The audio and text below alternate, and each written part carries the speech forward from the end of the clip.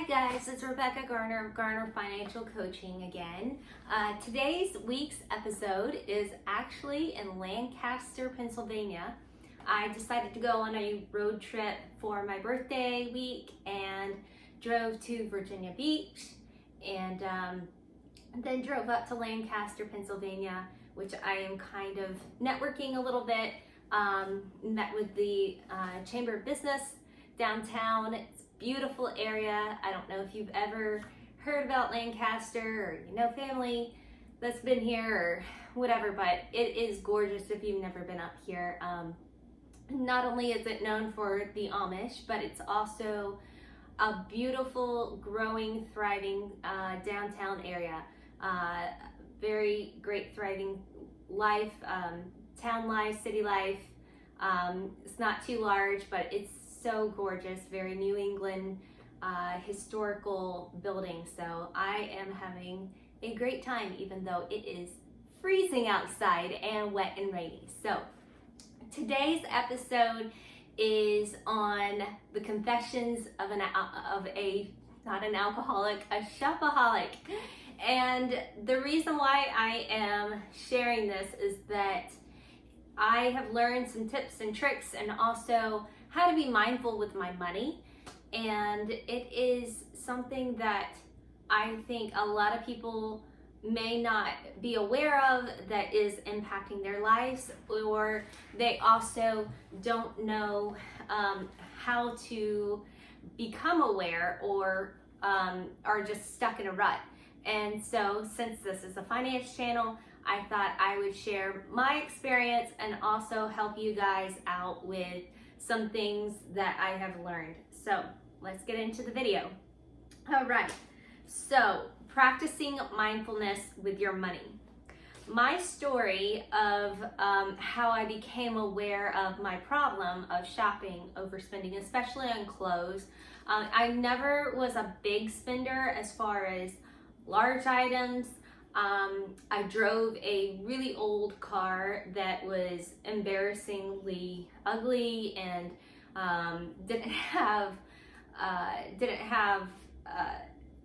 actually it didn't have AC for half of the time.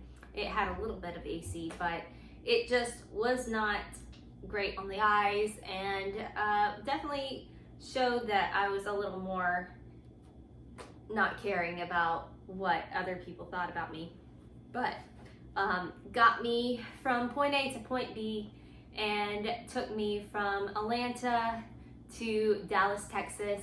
And then after 2 years in Dallas, Texas, it actually died the month that I was graduating from my school. So, and I was moving back to Georgia at the time for a brief few months. And so anyways, with that being said, I wasn't a big spender with large items, but I did have a clothing shopping, emotionally shopping habit, and it was bad. I did not realize it was that bad because I had a larger income and very low bills because I wasn't a big spender. I lived with my parents. I was young. I was about 19 at the time.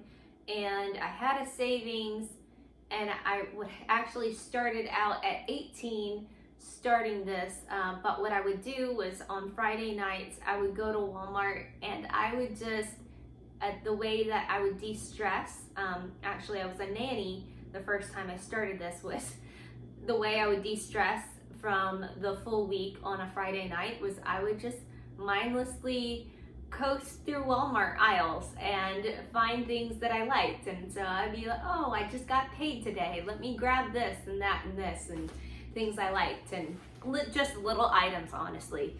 So I because I was actually keeping track of what I spent, after a year or a year and a half of doing that, I realized I had a spending problem because I was looking at the yearly view of how much I spent on clothing alone, and I got sick to my stomach because I realized I could have bought something very large with that. Like I could have at least applied that to a down payment of a car or something to that nature.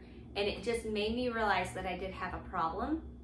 And I do remember just thinking, well, I did like when I was just really upset about something, I would go shopping. I would go to the mall. It would make me happy. I'd find an outfit and, you know, I'd get that little endorphin of happiness. So that's how the rude awakening happened. Was I had actually kept track of my spending and did not realize how much I could have put to other things. And even though I can justify some of those purchases and they helped me throughout when I was in Bible school and working on a very, very cut back income because I went part-time. And so it did help.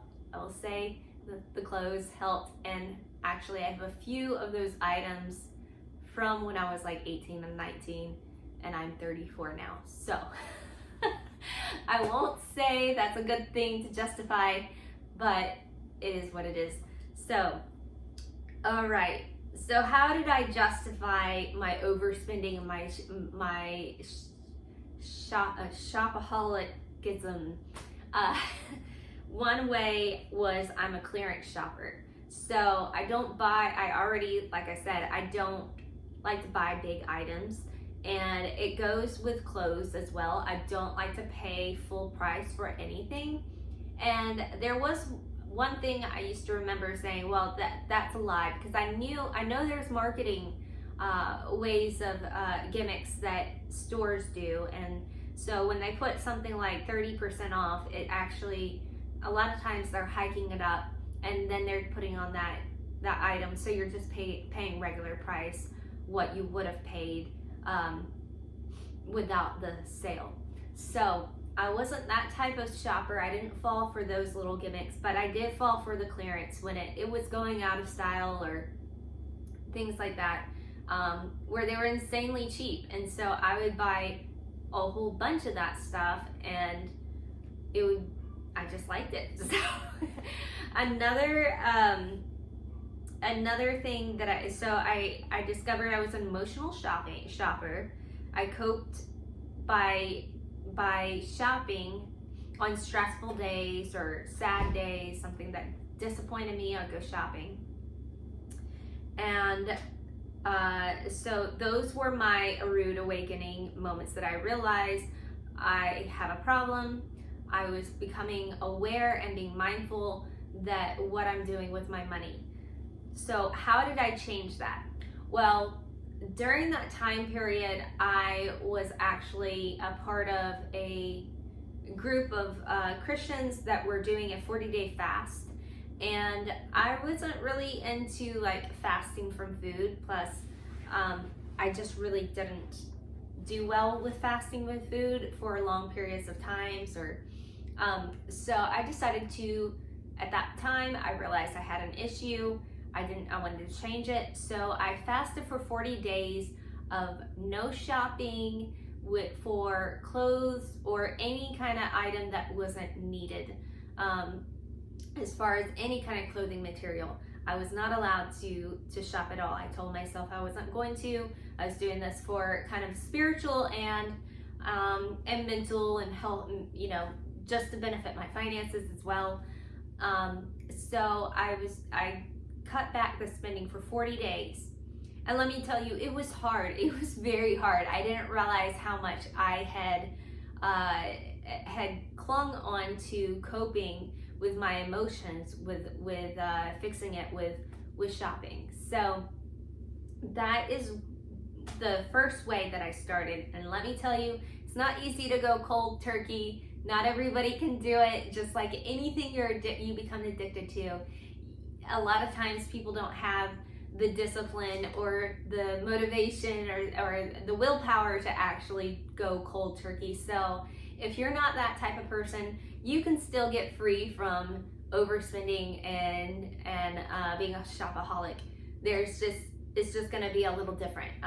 You're going to have to put a little more willpower in it, and be motivated, find your why of why you're not wanting to do this anymore. And then also, great way to do it is to put some quotes or your whys around your house of why you're not spending, why you're choosing not to spend for the day.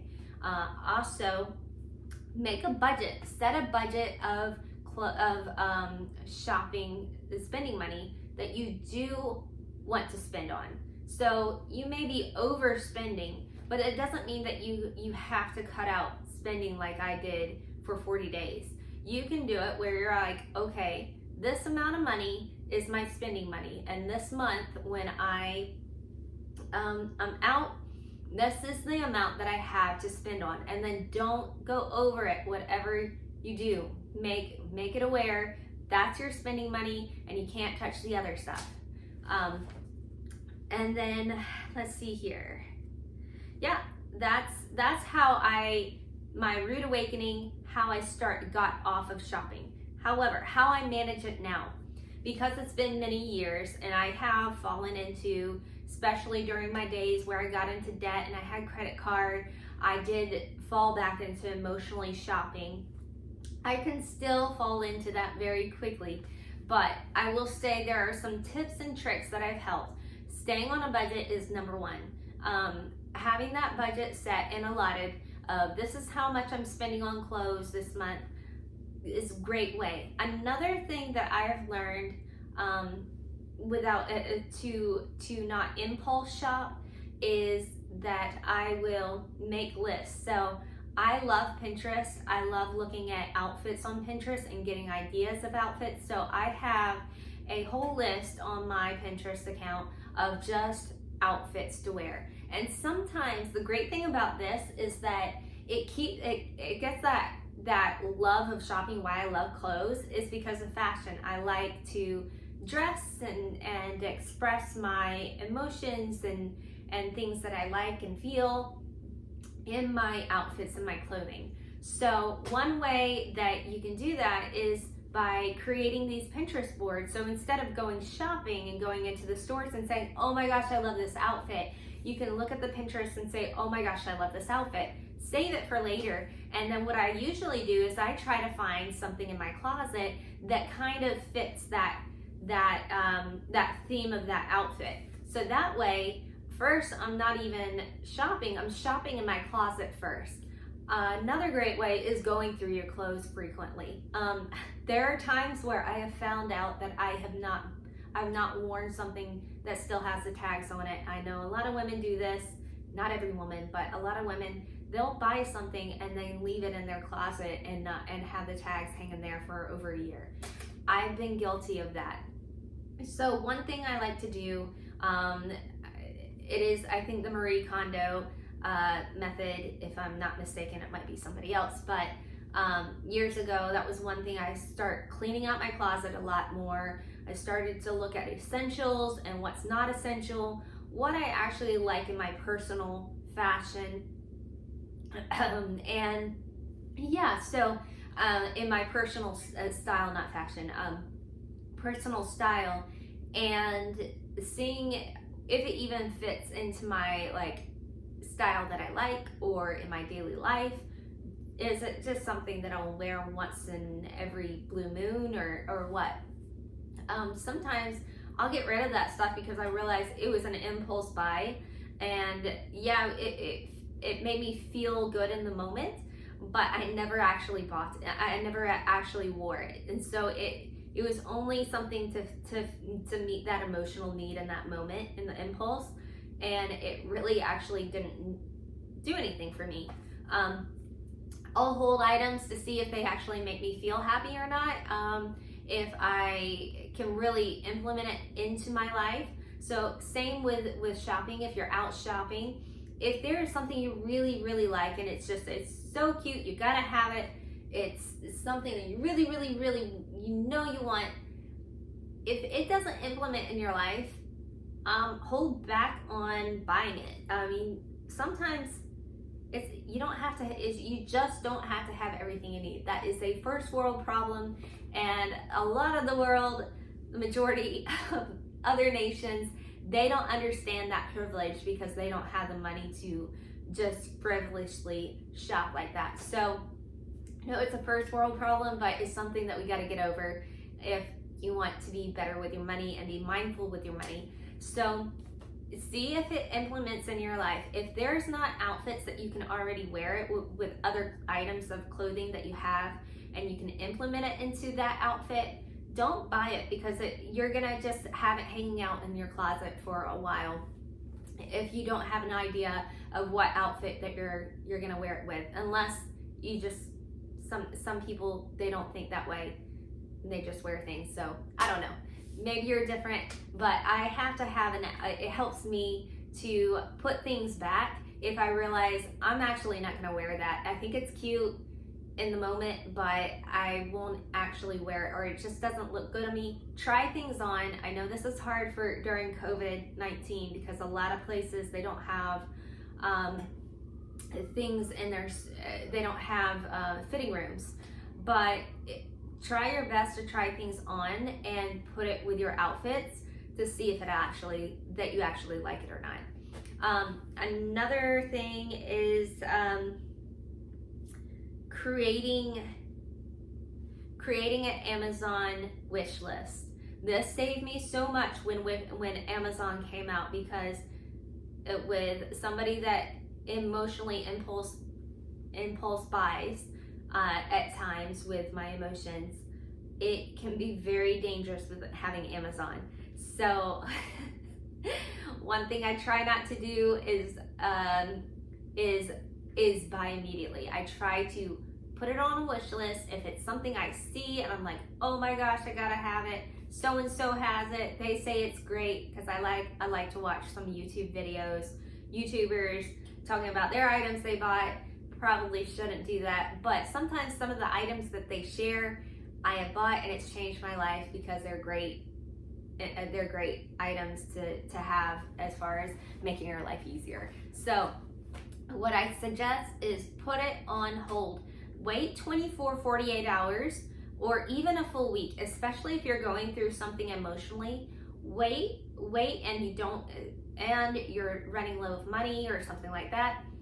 Put it on hold. Wait until you see if you actually want it or not. There's things that I am so thankful I put on Pinterest and I put it on my Amazon. I've had it there, and I remember those moments of, oh my gosh, I gotta have this. I gotta have it. Oh, I don't have the money for this. I'm gonna put it on my wish list. And now I don't even care for it. So that just goes to show you, it can save you money. It can help you stick to your budget, and you still get that thrill of, oh, I'm gonna have it, but you didn't purchase it. So you leave it on hold, and then you can always go back if you do really want it and you do really like it. Then purchase it later at a time where you're less emotional, or you've been able to really go through that process of, how can I implement this life? Another thing is to budget for it for next month's budget or future budget. So sometimes what I like to do is, instead of going shopping just for the shopping fun of it and the thrill of just looking for items and seeing something you like, is going and making a list first of, this is the item I keep thinking about and wanting, and it's something that I really could use for multiple outfits and my lifestyle, and putting that on your list of things to buy for next month. So putting that for your budget, so that you're saving up for it in a way that you know that you'll have the money, and you're not overspending, you're not emotionally spending, but you also know that you really want it, and you're gonna get that satisfaction once you purchase it, because not only did you get it, but you had to wait for it. And I'll know that a lot of times psychologically, if you wait for something and you have to put the time and the energy in waiting for it and that anticipation, it is much more rewarding psychologically to benefit you. So because you finally waited and you've had that anticipation building up over time, and then you finally get it. So let's see here. I think that is actually all the tips and tricks I have for you this week.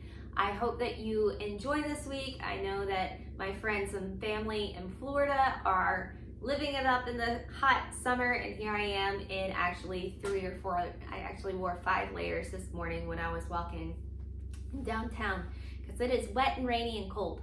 So I am actually enjoying the cooler weather because I don't ever get to enjoy cold weather in Florida. So I hope you guys have a great week and can implement some of these ideas and help you in a way that will benefit your finances and your life and make you a happier, happy, balanced individual. All right, see you later. Bye.